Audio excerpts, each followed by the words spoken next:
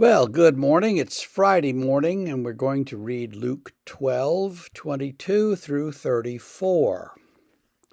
Jesus said to his disciples, "Therefore I tell you, do not be anxious about your life, what you will eat, nor about your body, what you will put on. For life is more than food, and the body more than clothing. Consider the ravens. They neither sow nor reap. They have neither storehouse nor barn, yet God feeds them. Of how much more value are you than the birds? And which of you, by being anxious, can add a single hour to your life? If then you are not able to do a small thing as that, why are you anxious about the rest? Consider the lilies, how they grow. They neither toil nor spin. Yet I tell you, even Solomon in all his glory was not arrayed like one of these. But if God so clothes the grass, which is alive in the field today and thrown into the oven tomorrow, how much more will he clothe you, you of little faith? Do not seek what you are to eat and what you are to drink, nor be worried. For all the nations of the world seek after these things, and your Father knows that you need them. Instead, seek his kingdom, and these things will be added to you. Fear not, little flock, for it is your Father's good pleasure to give you the kingdom. Sell your possessions and give to the needy. Provide yourselves with money bags that do not grow old, with a treasure in the heavens that does not fail, where no thief approaches and no moth destroys.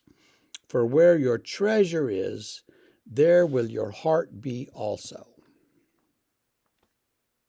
I love that line where he says, "Which of you, by being anxious, can add a single hour to his span of life?" You know, if you're going to worry all the time, at least worry about something that matters. And we like to worry about stuff that we can't change or we can't affect or that won't be different, no matter how much we worry about it. We like to worry about things that aren't really going to ultimately matter, but we like to worry about these things that you can't make a change. You can't make anything happen. You can't add time to your life by worrying about stuff. All you can do is just work yourself into a state, into a frazzle. And then what? So stop worrying. Now, that's very easy to say. Let's all say it. Stop worrying. But how do you stop? That's the tricky part. You have to say to God, I'm giving you these worries. I'm not going to worry. I'm not going to think about them. I'm not going to deal with them anymore. You deal with them. And then whenever it comes up in your mind, you say, stop. Nope, we're not going to do that. And it takes some discipline. It's hard, but you can stop worrying. As someone said one time, you're going to live to be 100 years old because you never worry about anything. I said, well, what's the point? We do worry about stuff, but what's the point of worrying? That's the question. And Jesus knows we can't make anything happen, so why worry about it? That's very good advice, I think.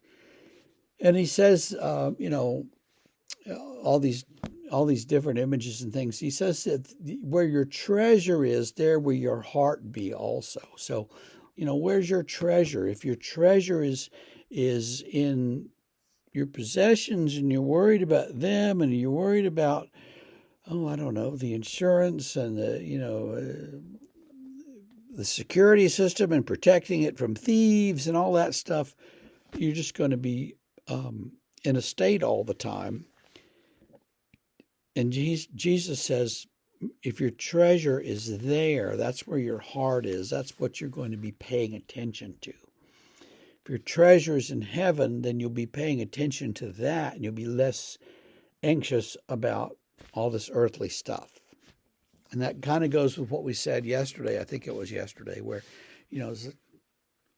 free ourselves of some of that stuff.